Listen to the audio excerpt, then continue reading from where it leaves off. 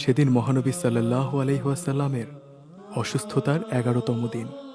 শরীর খারাপ থাকা সত্ত্বেও এতদিন মহানবী সাল্লাল্লাহু আলাইহি ওয়াসাল্লাম মসজিদে নববীর নামাজের জামায়াতে নিজেই ইমামতি করে এসেছেন। আজকেও তিনি উঠেছেন নামাজের জন্য। অজু করতে শুরু করলেন, কিন্তু পারছেন না। মাথা ঘুরতে লাগলো তার।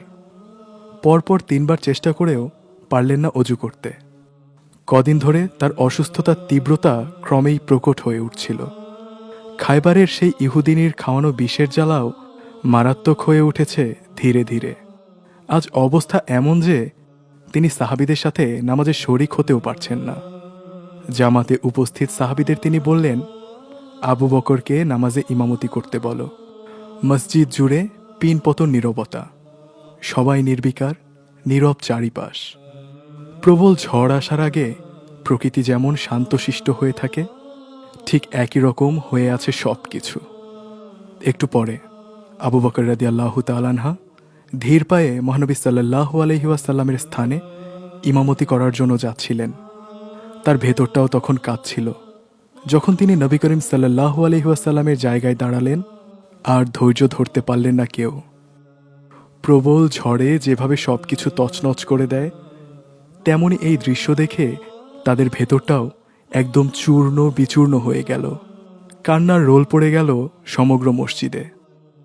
কান্না থামাতে কেউ কেউ নিজের জামা কামড়ে ধরলেন, তবুও যেন থামানো যাচ্ছে না।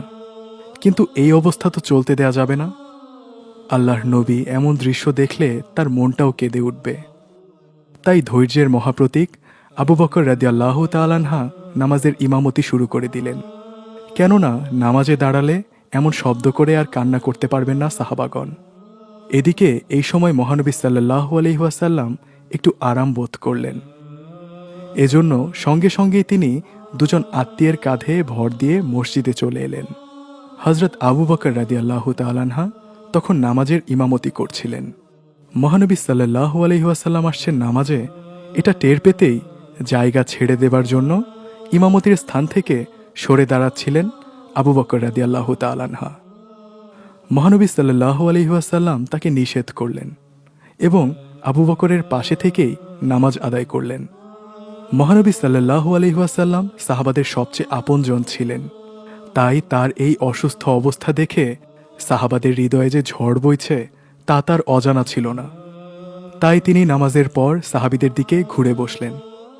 এরপর তাদের উদ্দেশ্য করে বললেন, হে মুসলমানগণ, আমি তোমাদেরকে আল্লাহর হাতে সমর্পণ করে যাচ্ছি।